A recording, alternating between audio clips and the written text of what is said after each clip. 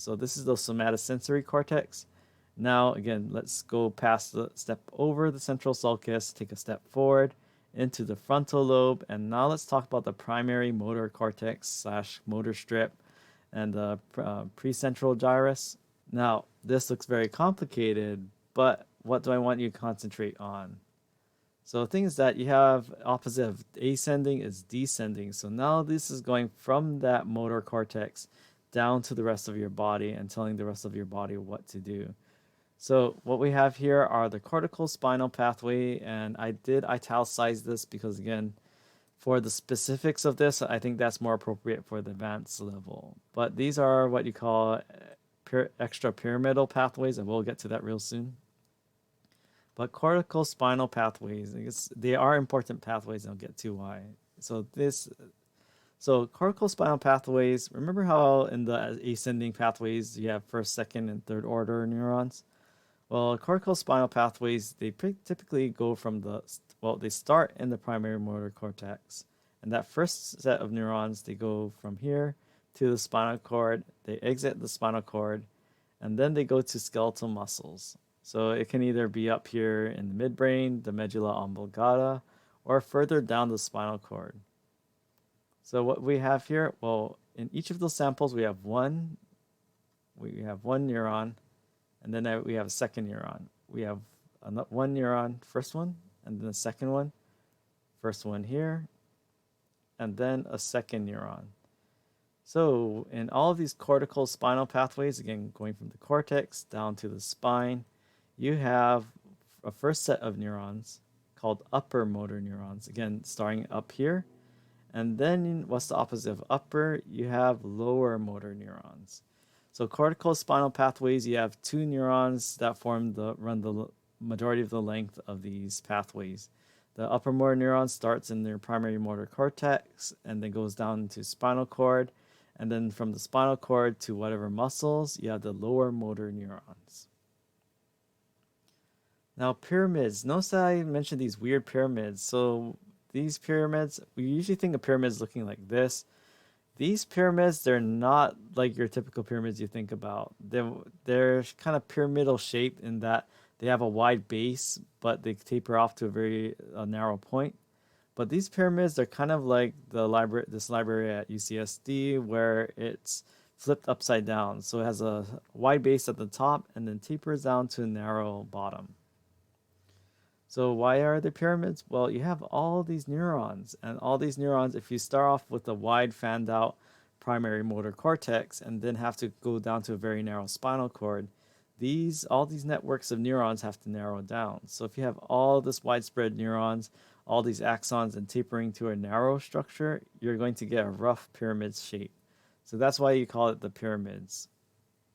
Now the thing is that all these cortical spinal pathways, they go through the pyramids and they do something called decussation. So decussations of the pyramids mean that here we have, let's see, if this is the anterior, then this is the left side of the brain. So this would be going to the right side of the body. So left side of the brain is eventually going down to the right side of the body. And this is what we call decussation. So again, you have the upper motor neurons here going from the left side of the body. And decussation means that it goes from the left and crosses over to the right. And notice that some of these, they go along this lateral tract and it still crosses over up here. And then you also have some that go along the anterior tract, but notice it still crosses over from left to right here. So this is why whenever someone experiences a stroke and it affects their primary motor cortex, if they have a stroke in the left side of their brain, it's going to affect the muscles on the right side.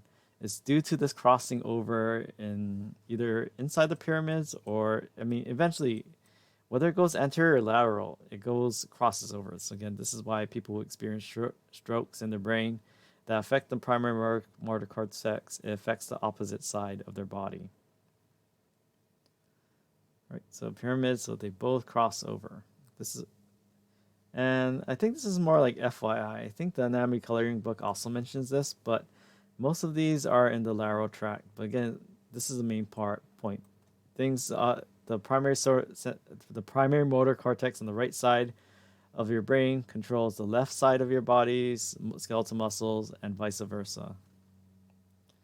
All right, so lateral pathways and medial pathways, again, these are what we call extrapyramidal pathways. And why are they important? Well, again, you have your cortical, I'll get to that real soon, so don't worry. Okay, corticospinal pathways. So you have our upper motor neuron, that first set of neurons going from the cerebral cortex and the primary motor cortex. And then these typically go through the pyramids. They cross over from left to right or right to left. They run down the spinal cord and then they reach these lower motor neurons. And hey, remember those motor neurons? And remember motor units? So you have a motor unit, you have a motor neuron, and then you have a group of skeletal muscle fibers, right? So lower motor neurons, these are the same ones we're talking about with the neuromuscular junction. So these are the ones, so how do you know to flex? And how do you go from thinking about flexing to actual flexing? You're going to activate your upper motor neurons, and it's going to activate your lower motor neurons that are going to secrete acetylcholine onto the skeletal muscle fibers, and then you contract and flex those muscles.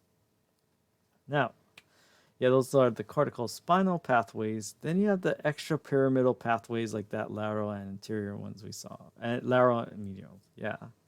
So the thing is that the everything that's not corticospinal and everything that's not through the pyramids, these are extrapyramidal pathways. So the interesting thing about these extrapyramidal pathways, they still involve the same lower motor neurons that tell your skeletal muscles to contract, but they have a different way of activating them. So they have extrapyramidal neurons. These can be in things like your brainstem. So where do they start? They basically start not in your primary motor cortex. So there are other nuclei in your brain and in the center of your brain and also in your brainstem that start off these neurons. And they sometimes also have interneurons. Don't worry too much about the specific of these, but notice that there are two ways of actually activating lower motor neurons that cause skeletal muscles to contract. Now, why is this important? This is important in terms of reflexes. So extrapyramidal pathways like the ones, these are very important in regulating reflexes that you don't think about. Because remember, things involving your cerebral cortex and your higher level thinking, these are voluntary. But these extrapyramidal pathways, they're often involved in involuntary reflex movements.